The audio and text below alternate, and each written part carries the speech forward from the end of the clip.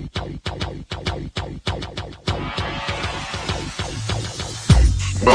to the Oddsbreakers, number one place for shared, sharp betting information. Down that way? No, we just the Bears are what we thought they were. They're what we thought they were. We played them in preseason. Who the hell takes a third game in the preseason like it's bull? We played them in the third game. Everybody played three quarters. The Bears are who we thought they were. And that's why we took the damn field. Now, if you want to crown them, then crown their ass. But they are who we thought they were. And we let them off the hook. Unreal, my friends. Welcome back to podcast 66 of 2020. I'm your host, Kiev O'Neill. You can follow me on Twitter at OBKiev. Follow us at The Oddsbreakers. Follow us on social media / The Oddsbreakers. This episode is being brought to you by jazzsports.ag. For a 50% sign-up bonus, please visit Jazz Sports. Use the promo code Oddsbreakers. Terms and conditions apply. If you'd like to help us out with our costs, sponsor the website and the podcast, we'd love to help you out. Please visit theoddsbreakers.com, click shop, and become a member. For $24.99 a month, you can get my plays and premium plays before the line moves. If nothing else, please visit theoddsbreakers.com and become a free picks newsletter subscriber. My friends, we had a fantastic weekend. College went pretty well. We hit Liberty plus 600. We actually gave that out for 1 star, kind of a super large sprinkle. Well, we the way we played it was we wanted to cover the spread. I felt pretty good about it. It was really disrespectful for Virginia Tech to be a 17-point favorite here against Liberty when, Liberty was ranked, but it's almost to the point where, they deserve to be treated better than that. And my number was 13, but I thought they were live because Virginia Tech's defensive line was banged up and they had that look-ahead spot to Miami. So that pretty much made our weekend. That's 2 big money lines we hit in a row. Michigan State at plus 1,100 and plus 600 this week. So that was awesome. Otherwise, I think I was just a little bit above 500 as far as plays. But the bigger ones hit. So college ended up being very good. I have to look at the exact numbers. And professional and NFL, we are 5-5, but down a little bit. But overall, the weekend was profitable. So very happy about that. We hit our teaser, our refuse to lose teaser, 6-3 in that, and we hit our bow to the gambling gods parlay, which one game was canceled. So instead of paying 2.5 to 1, it paid about 1.75 to 1, I believe. Really close, either that or 2 to 1. I have to double check it, but was happy that we had a great weekend. But gonna take a look at some of the highlights of the weekend here. With the games, obviously Notre Dame beat Clemson, and that game was just awesome to watch. Just absolutely fantastic. Holy cow, the Jets just score again. My God, 26-17. Whew. Anyways, Clemson did lose to Notre Dame. I thought their quarterback, their backup there, DJ Uigalele, did okay, I don't think it was that bad. And I'm curious to see, I did look at the Bucs score, of course, because I did all the power ratings and everything, but it doesn't really stick out. I think the yardage was pretty close this game.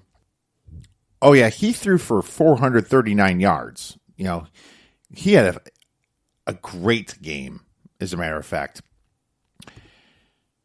As far as Ian Book, he also had a really good game, 310 yards and 1 touchdown. It's just that Clemson couldn't run the ball.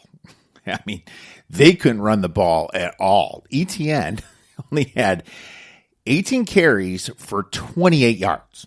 I mean, Notre Dame stacked the box like they're supposed to. Yeah, they get beat over the air, but not quite enough to where they're going to lose the game. So they did a fantastic job.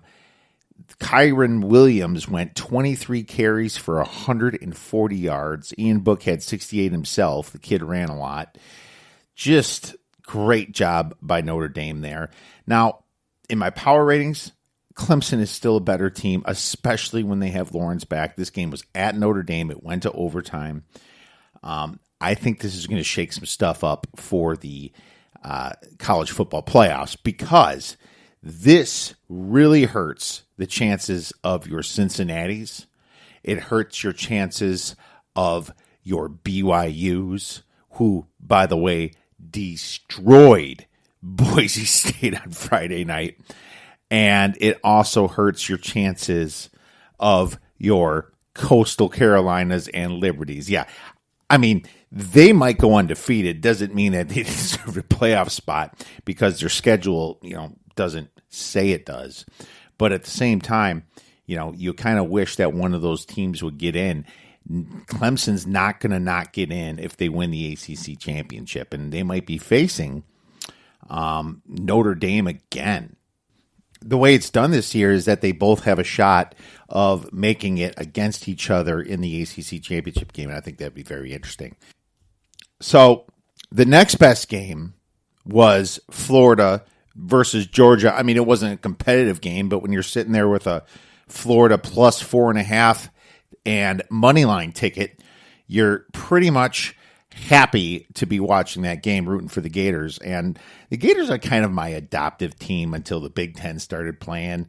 I'd like to see Florida get back into the championship, into the playoffs, if it's not, of course, someone from the Big Ten or my Wisconsin Badgers.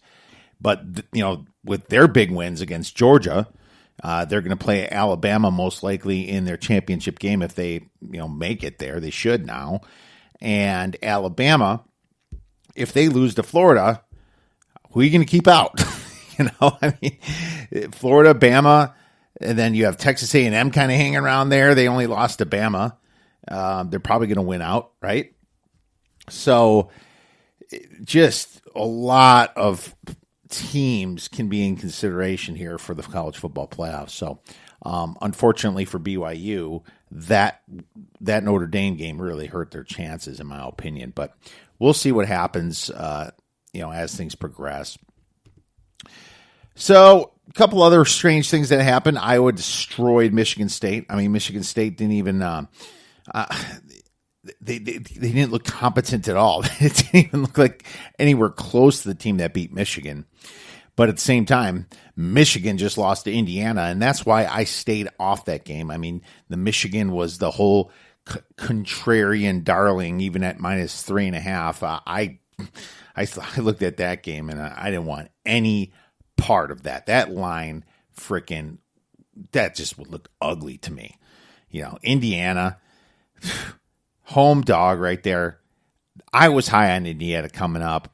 A lot of money came in on Michigan. I was thinking about taking Indiana. I really did. I had to think twice about it a couple times, and I didn't because I respected the money against it. But Indiana did a great job, and now they're looking in the driver's seat, beating Penn State and Michigan, and obviously they're going to have a big game later this year against Ohio State. So huge for Indiana in the program. Real excited for them as well. Northwestern beat Nebraska. Nebraska outgained them in yards, and we'll get back to that a little bit later. But Northwestern, definitely a much improved team from the year before, and they're definitely going to give Wisconsin some fits too, I think, as soon as these two teams face off in a couple weeks. But Wisconsin does have Graham Mertz practicing this week, so that's good news for Wisconsin. I'm not so sure about the other players, if the COVID will stay away from them now. But, they haven't played in going to be 3 weeks now when they face Michigan. Michigan's an embarrassed team, and Wisconsin is traveling to Michigan to play that game. So that's going to be very interesting. Getting into the NFL. The Bears offense, man. I mean, the Titans have one of the worst defenses in the NFL, and the Bears were held scoreless in the first half. Unreal. I mean, just utterly disgusting of an effort. You hire a coach from Kansas City because he has an offensive mind, and you have the worst offense in the entire NFL football league.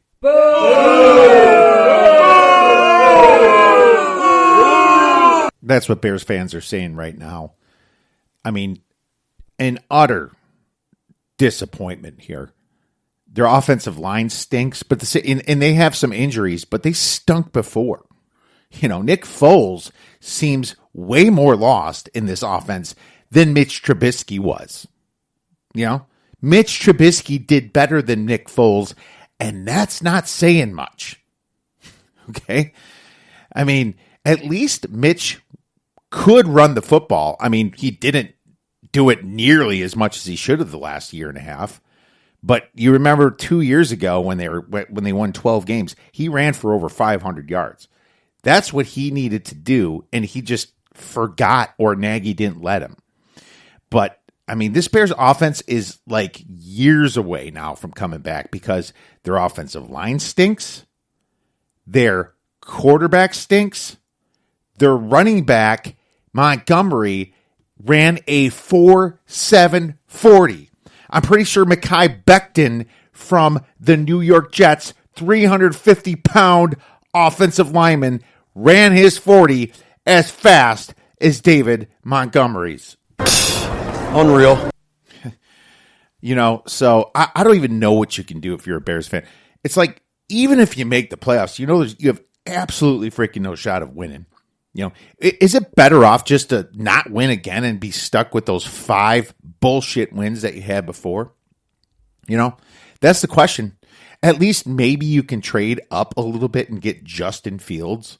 Maybe deal Khalil Mack and Akeem Hicks to somebody that deserves them. Somebody that's going to give them a shot at winning a Super Bowl. Maybe you deal them to the Chargers because they have Herbert already. They already have pass rushers there, though. Maybe you deal them to Denver. Somebody you can get a first-round draft pick from, so you can get Justin Fields or something. So you have a start. You can just start building something up. But this team is a long way away of even being close to a contender. It's too late now for that defense. And, they're playing the Vikings this week, and they're 2.5-point dogs. Cook's been running over everybody there, Dalvin Cook. And Chuck Pagano is so bad of a defensive coordinator. I mean, the Bears would be a top 3 defense if they had no defensive coordinator. Chuck Pagano just makes them worse because they don't blitz at the right times and they don't play teams properly. So with Pagano there, he's not even going to try to stop Dalvin Cook. And once he does later in the game, after he gets 2 touchdowns, then Kirk Cousins will have his confidence to start throwing the ball. That's why I can't bet the Bears again this week. So the NFL, the way it went, we're really close on a couple other plays. We did have the Bears, and I think it was 6. It was closed at 6.5. The Bears get that garbage touchdown and lose by 7. Probably push some bettors. Good for them. Jacksonville with Luton scores in the very last minute of the game, and they don't get the 2-point conversion, but that garbage took me a 0.5 point over for one of my bets there. And the Lions absolutely sucked, and so that was a couple of our losses for the weekend. But we did have 5 wins, including the teaser, bringing us to 5-5. So the Saints versus Tampa Bay saved our ass. That thing went under. Thank you to the Saints stopping Tampa Bay, sacking the hell out of Tom Brady. I didn't even recognize Tom Brady. He looked so bad. And the Saints, I was scared that they were going to get the over themselves, but they didn't. It was just an absolute stinker for the Bucs. People were betting the Bucs, thinking that the Bucs were going to be like when they beat the Packers. No, the Saints have their number, and that's why we took that at +5. We took the under, obviously, and gave that as a free play. I think our free plays went really well, by the way. I regret not betting Buffalo. I talked about how it's a great spot for them and a terrible spot for Seattle. I did tease them. I also had the Saints as a bet and teased that other side. So I don't like betting the sides that I tease all the time, because if something happens, obviously it's more than one bet at risk. So in general, I don't. But at the same time, when that thing got to 3, I'm kicking myself for not giving that out. But that's what happens. And, you live on to the next week. But, NFL's profitable and college is profitable. Really happy with what we got going on so far this year. Colts versus the Ravens. Pretty sad that Phillip Rivers looks so bad. I mean, they didn't run the ball enough, in my opinion. I think they only ran it 21 times total with everybody. I think they should have did a better job with that. The Baltimore ran it 38 times for 110 yards, and Indianapolis ran it 21 times for 112 yards, an average of 5.3 yards per carry. Why'd you get away from that? I mean, you made Phillip Rivers throw the ball 43 frickin' times at his age, 0 touchdowns and 1 interception. That's pretty bad. But, that's just kind of some bonehead coaching there, in my opinion. I think if the Colts would have ran the ball a little bit more, they would have won. Panthers gave the Chiefs a hell of a scare. That was another game I was considering betting. I ended up laying off it. But the Panthers were winning that game all the way to the third quarter. So that was probably a pretty comfortable bet for a lot of people that bet the Panthers for the most part. Then they get down by 9 or 10, and then it got a little shaky. But they came back and scored a touchdown towards the end there. Lions can't stop the run. Forget about them. The Giants beat the Redskins, the Washington football team, I mean to say. And Josh Allen's out. He broke his ankle, it looks like. We'll get into that a little bit with Fantasy Football with Dave. D Nasty coming on. Chargers. Oh yeah, that was another bet. So that was the fourth one we lost because we were 5-5. The Chargers had a touchdown to Henry at the very last seconds of that game and absolutely blew it. I mean, Henry bobbled it. He did get his hand slapped a little bit, but you got to expect that to happen when you're a big tight end. You got to hold on to that ball. And this is the second week in a row the game-winning touchdown was dropped. I mean, how bad of luck is that? What are they, 2-7 now? 2-7 this team, and they should be at least a 500 team via my power ratings. Finally, the Steelers. Huge scare against the Dallas Cowboys. They were losing this game 19-9 all the way to the fourth quarter. Scored 15 unanswered and won 24-19. I mean, I had them in my survivor pool. I'm still in 2 survivor pools, believe it or not. And it was 15,000 people in one of them, and I think there's only 1,000 or so less. And if the Jets can hold on to this freaking game, it's going to help my survivor that much more. But I was concerned about that game. I thought I was donezo and the Cowboys were going to get a win. But the Steelers, they're in a total flat spot, letdown spot after the Ravens. They did let down, and that's why people bet letdown spots for what you saw this week with the Cowboys against the Steelers. My fifth loss was the Cardinals versus the Dolphins, and missed a field goal to tie it to go overtime.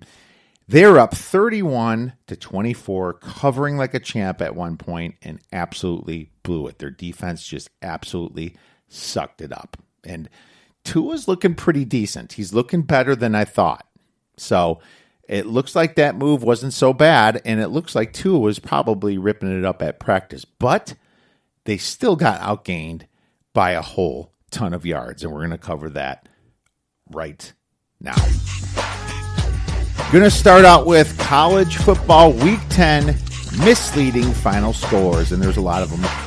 Starting with Maction Ball State outgained Miami, Ohio, 478 to 418, yet lost 38 to 31, a 1-to-1 turnover ratio as well. No excuses there. They choked towards the end.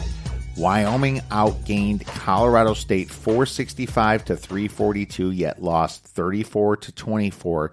A 3-0 turnover ratio did them in. Oregon State outgained Washington State 459 to 456, just a 3-yard difference there, but they lost 38 to 28. Pretty big difference there.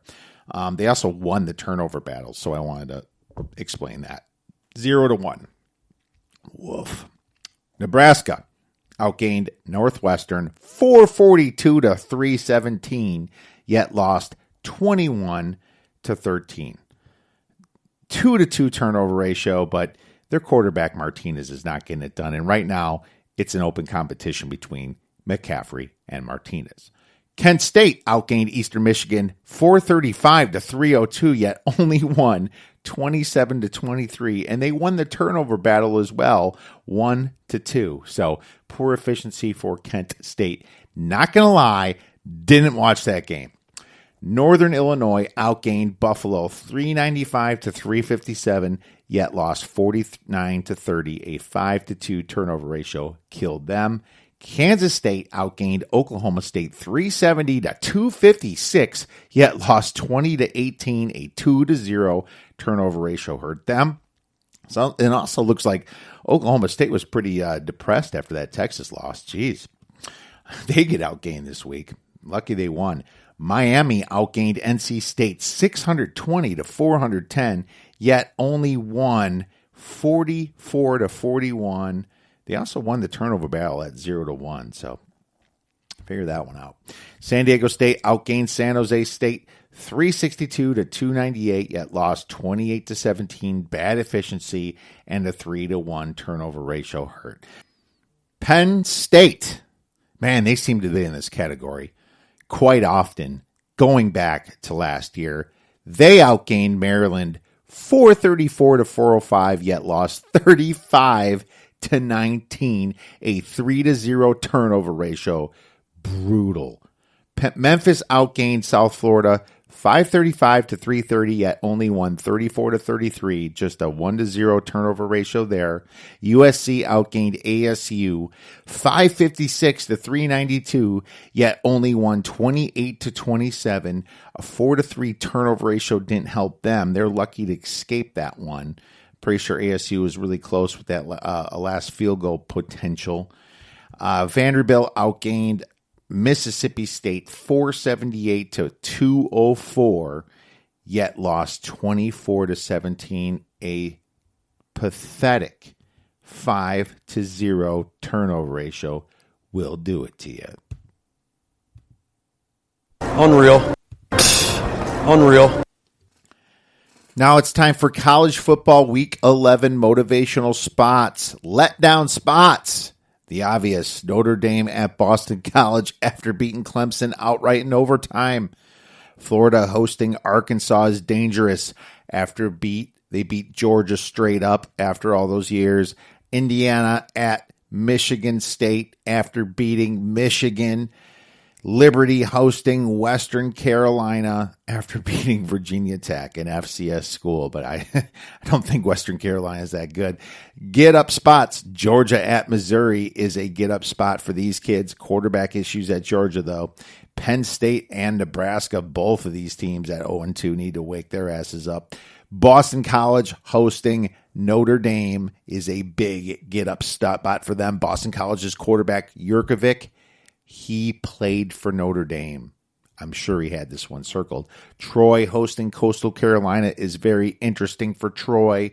Houston hosting South Florida needs to get it right this week. San Diego State hosting Hawaii after their loss to San Jose State is a get-up spot. Boise State hosting Colorado State after losing bad to BYU on the Smurf turf. Look ahead spots. Florida State could be looking past NC State to Clemson. Indiana looking past Michigan State to Ohio State is a sandwich spot. But they were also in one against Rutgers and covered, didn't they? Cincinnati looking past East Carolina to UCF is a big one. UCF looking past Temple to Cincinnati is one. Kentucky hosting or looking past Vanderbilt to Alabama is possible, but Kentucky shouldn't. They need to get some stuff fixed themselves. Hawaii looking past San Diego State to Boise State is also very possible of a look-ahead spot. Now for some NFL Week 9 misleading final scores and Week 10 motivational spots. Chicago outgained Tennessee 375 to 228. What is that? 147 yards of difference there? But a 2-0 turnover ratio and horrible efficiency killed them. Now, a lot of that was garbage yards, so I'm still downgrading the Bears. Seahawks had about the same yards as the Bills, but lost 44 to 34 due to a bad start and a 4-0 turnover ratio. The Colts outgained the Ravens 339 to 266, yet lost 24 to 10. A 2-1 turnover ratio hurt that. And Phillip Rivers also hurt them as well. Washington outgained the New York Giants 403 to 350, yet lost 23 to 20. A 5-0 turnover ratio killed them. The Chargers outgained the Raiders 440 to 320, yet lost 31 to 26. 1-1 turnover ratio too, but bad defense and Lynn, maybe the worst coach still. You got Adam Gase, Nagy, and Lynn all sitting in the bottom of the barrel right now, affected the Chargers. The Cardinals outgained the Dolphins 442 to 312, yet lost 34 to 31. A 1-0 turnover ratio and a field goal kicker killed them. And I got to tell you, the Dolphins, that's the second week in a row their defense scored. So that'll make these misleading final scores every time when the defense does that. Letdown spots. Miami hosting the Los Angeles Chargers after beating Arizona as a dog is a letdown spot. The Saints hosting the 49ers after blowing out Tampa is a little bit of a letdown spot, but it might be also a little bit of a revenge spot for the Saints from last year. Buffalo at Arizona after beating Seattle is a letdown spot. Get up spots. Cleveland after the bye hosting Houston. They need this one. Keep that train rolling in Cleveland for the playoffs. Indianapolis at Tennessee after that embarrassing performance versus the Ravens. And the Bears hosting the Vikings. They lost 3 in a row now. They need to stop that losing streak. Look ahead spots. The Packers could be looking past the Jaguars to the Colts. That's all I really have for look ahead spots. All right, it's time now for your college football Week 11 free play. And for our free play, we're going to go right to Wake Forest at North Carolina over 66 for 2 stars. Both teams play pretty fast, okay? I mean, Wake Forest has always played fast, but North Carolina has been putting up a ton of points, okay? And they actually been running the clock a little bit at the end of some of these games, you know? If you go to their stats, they are averaging 40.9 points per game, but they're still giving up 27.6, right? They have 7.5 yards per play, allowing 5.52. They destroyed Duke last week. They lost to Virginia the week before. Look at their scoring. Syracuse 31. Then at Boston College was their lowest week at 26. Then they score 56 against Virginia Tech. They didn't score the first half against Florida State, then scored 28 the second half. They score 48 against NC State. They score 41 against Virginia, like I said, and 56 against Duke. And now they're playing a fast team in Wake Forest, who's been scoring a little bit themselves. Wake Forest averages 37 points per game, and they give up 25. They haven't had as hard of a schedule. They played Clemson and then just the Virginias. They played Campbell, but they're scoring a lot of points. Let's look at their last 5 games since Clemson. NC State, they scored 42 and lost. Campbell, they scored 66. They wouldn't stop scoring. They could have, but they just decided not to. They scored 40 against Virginia and won. They scored, this one was kind of a weird score, only 23 against Virginia Tech. It was a kind of a bad, inefficient game for both of them.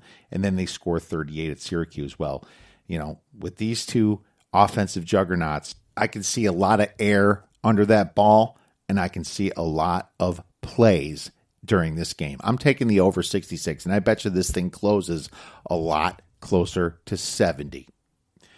All right, my friends. Hope you enjoyed the first part of this podcast. Now it's time to bring on our guy, D Nasty, and get into some fantasy football week 10. All right, and now it is time for a little fantasy football week 10, and we have our guy, D Nasty, back. Dave, man, the Jets, they tied it up, but the Patriots, they're probably going to win. I know. I was looking good for a while. They're up 27-20. I thought their Jets were going to pull it out. I was actually rooting for them to beat up on Belichick's team. Yeah, I should have said the Patriots tied it up. I knew the Jets were going to blow this, man. I mean, how do you not know this? They cannot stop the run at all, can they? No, their defense can't stop anybody. They're the Jets, Jets. That's all we got to say. Yeah, that's true. I mean, I think it goes overtime, though. Ooh, the Patriots just got it down to field goal range. Yep, not looking good. Oh, God. Oh, look, the good news is that they get to keep that number 1 draft pick in Trevor Lawrence here. So, I mean, I think it'd be stupid to win a game, even though it's against the Patriots. If you got Jacksonville, that might not win again. Man, I don't know. Jake Lund looked pretty good this week for the Jacksonville rookie quarterback. Luton, yeah, he did. And you know what's funny about him and Minshew? They're both from the same conference, Pac-12. They used to play against each other. Minshew with Washington State and Luton. They had a game last year they both scored over 50 points. It was a shootout. But maybe Luton was better. Or was that the year before? No, that must have been the year before. I like Luton, man. He looked good this week. 300 yards and a touchdown. Yeah, he did. Yeah, he did. And they did play the year before against each other. But, Minshew obviously is his second year in the league, right? I'm pretty sure. Yes. Yeah, okay. So they hit it. Yep, the Jets lost. Oh, man. That's going to hurt. Unreal. All right. Well, let's get into what's important then, Dave. There's a couple players that actually shined in this game, isn't there? We'll talk a little bit about that, but right now, who are bye weeks for Fantasy Football Week 10? We'll start off with the biggest one here, the Chiefs.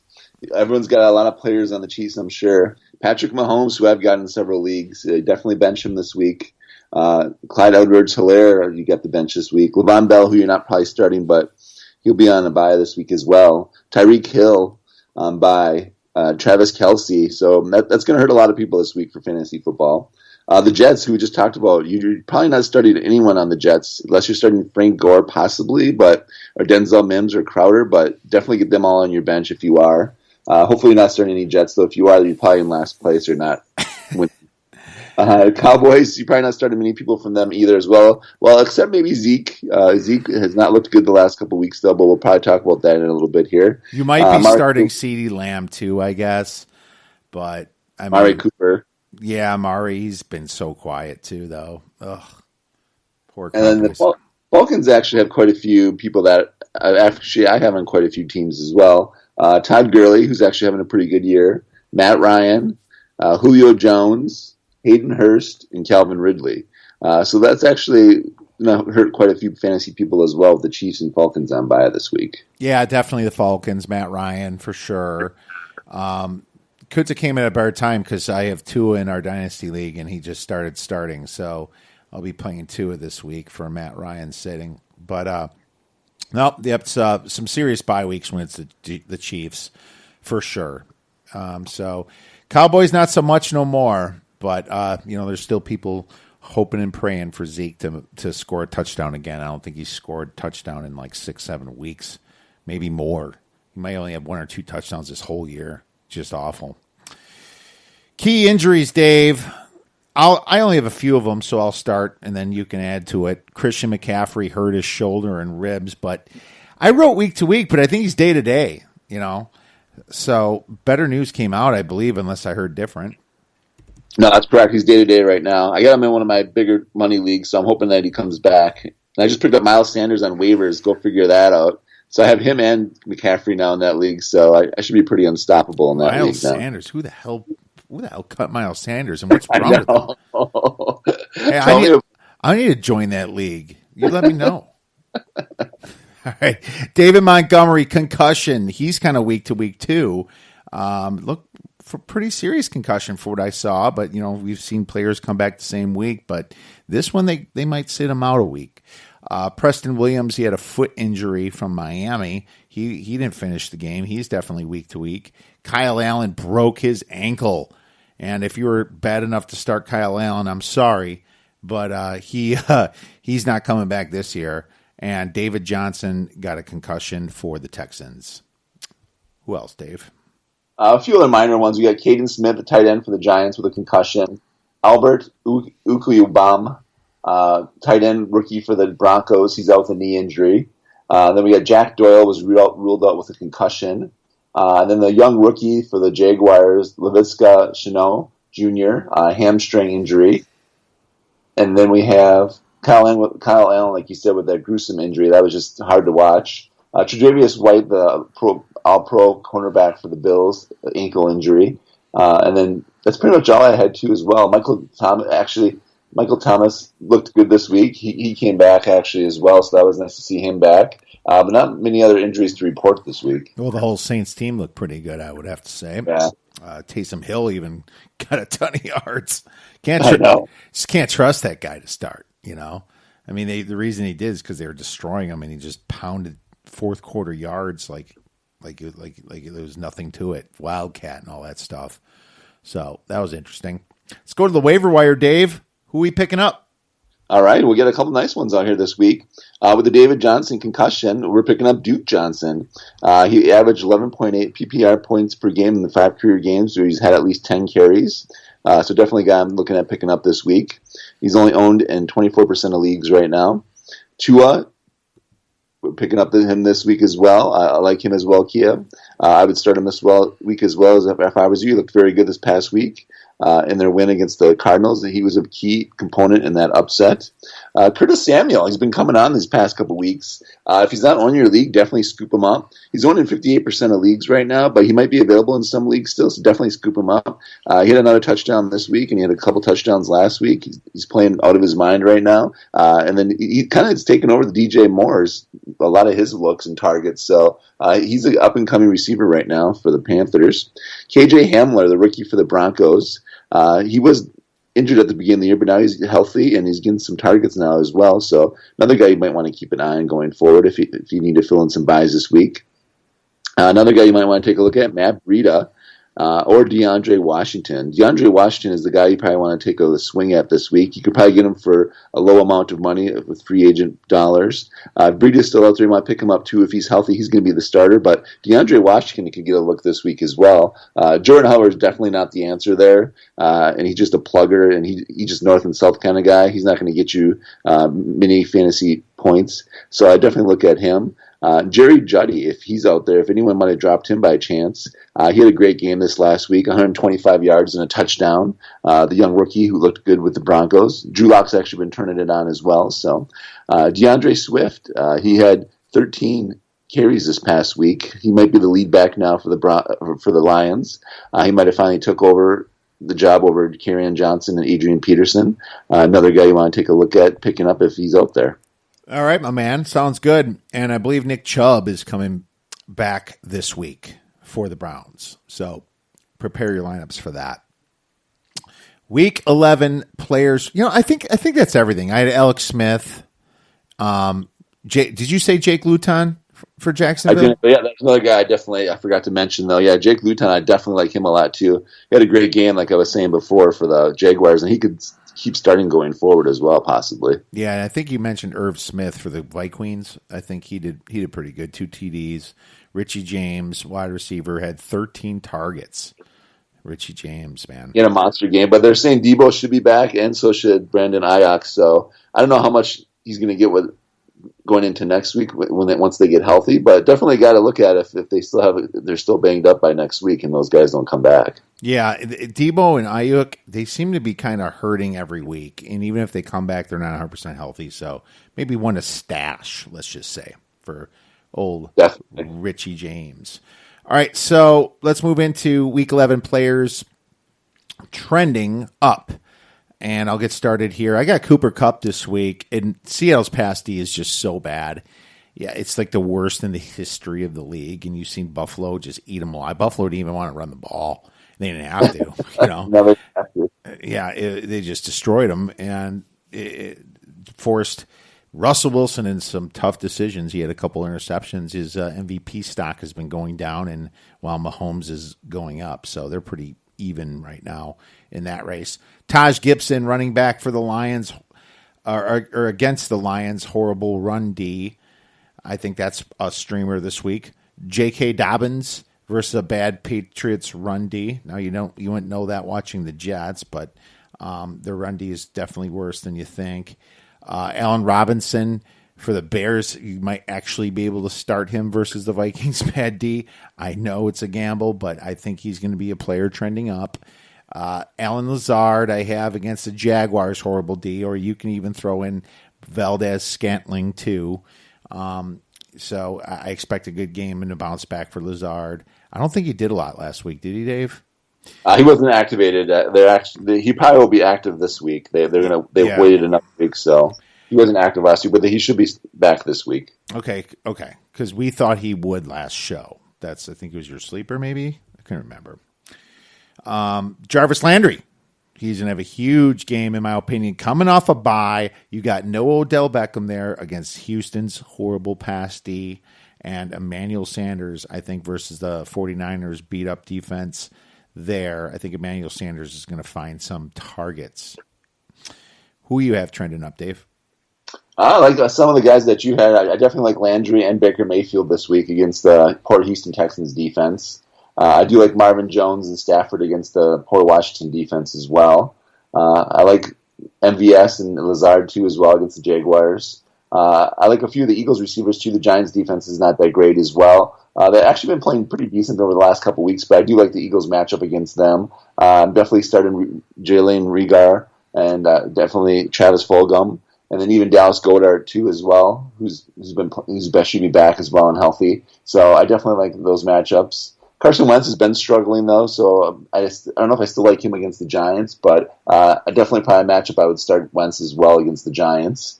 Some other people that I do like, I like the Dolphins against the Chargers. Chargers their defense hasn't really stopped many people against the pass, and they've been putting up a lot of points against the Chargers. So I do like Tua this week, and I do like Devontae Parker. He's needed to have a breakout game. He's one of the best receivers last year, but he hasn't really done much this year so far, so I like him. I like Drew Lock and Jerry Jeudy against the Raiders. Their pass defense is not as good either.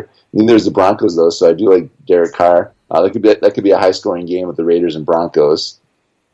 And I do like, as well, I like the Saints against the 49ers. I like Michael Thomas. I think he's going to have a bust-out game here. Definitely plug him back into your lineup. The 49ers are hurting on defense still, so I do like them. I do like the Rams, too. Pretty much any receiver against the Seattle Seahawks secondary is just horrible.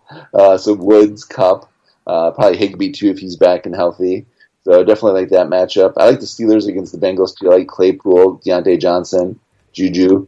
So those are the ones I like this week. Oh, and Matt Stafford, I'm going to say, because people might not have been starting him as much, but I think he's going to have a good game against the Washington football team. So him for sure. All right, well, let's move into our bust. Dave, why don't you start? All right, great. One of the guys I'm going to bust is Joe Burrow. Even though he's coming off a bye and he's been playing well this year, I don't like him against that tough Steelers defense, so I'm definitely downgrading him. Cam Newton, I'm definitely benching him this week. He hasn't played well all year. Even against the Jets tonight, I don't think he really played that well. He had a good completion percentage, but he really didn't throw up any touchdowns or anything tonight. So I'm definitely downgrading him against the tough Ravens defense. I'm going to downgrade Cousins against the tough Bears defense. I don't think he's going to play that well against a good Bears defense. And then I do not like any 49ers quarterback, whoever's playing against the Saints. Saints have looked good. They just pummeled Tom Brady, which was just awesome to watch. Even as you can tell, I'm not a big Tom Brady fan, so it was nice seeing him just get pummeled. No Packer fans are, Dave. They think Aaron Rodgers is the next coming or something.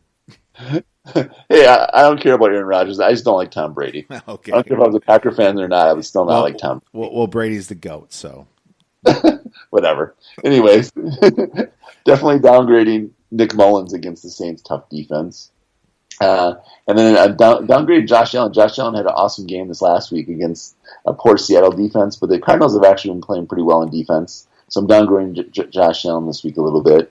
And actually, Justin Herbert, the Dolphins actually have been playing really well in defense this year. They've actually been playing really well. So definitely downgrading him and Kyle Allen a little bit this week as well. All right, so I like those. I have a couple of those. I have Joe Burrow, like you said, Tyler Boyd, just because they're playing the Steelers. I think the Steelers, if they're caught sleeping again, could lose this game, though. That's an interesting Very possible, yeah. little spot for them. They've been kind of flat lately. Tyler Lockett I have against the Rams D. I think the Rams D is one of the best. They have some of the best corners there and safeties. I think with Donald giving pressure there to Russell Wilson, I'm concerned for him. Evan Ingram, he had a nice TD for me, but against Philly's D, I don't think he's going to. I think he's going to have more of a letdown type spot here. Philadelphia is coming off a bye, and they're going to be, ready to try to take control of that division. I have Jermichael Hasty as a downgrade against the Saints D. The Saints have a great run D, as you all know. Darrell Henderson against Seattle's run D. Seattle's run D is really good, so it's going to be Jared Goff trying to beat him, and I think they will if they do enough play action and quick passes. I just don't think the running backs are going to be good for the Rams, and they might have to play catch up even that game. Who knows, right? Exactly. That's really all I have, though. I like some of yours, so. I like one other one, too, that key one is that Colts have actually had one of the best defenses this year as well. So definitely downgrading Tannehill and Corey Davis this week. A.J. Brown should still have a decent game, but I'm even downgrading him a little bit, too. The Colts have been just playing great on defense as well this year.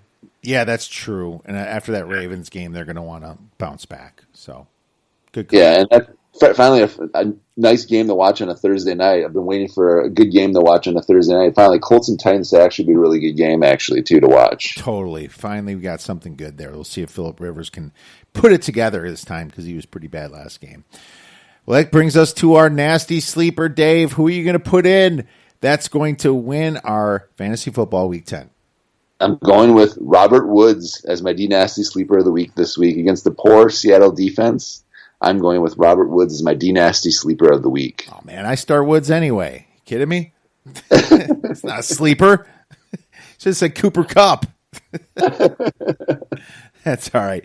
Well, I got one for you. Jarvis Landry, I think, as I said before, trending up. I like him. He's due for a big game. Odell Beckham's not there, and he's just been so good with his hands. And now he's playing Houston. Houston's coming off a win. Cleveland's coming off the bye. Baker Mayfield's going to find him. I expect a huge over 100-yard game for Jarvis Landry. Dave, anything we missed this week, my man?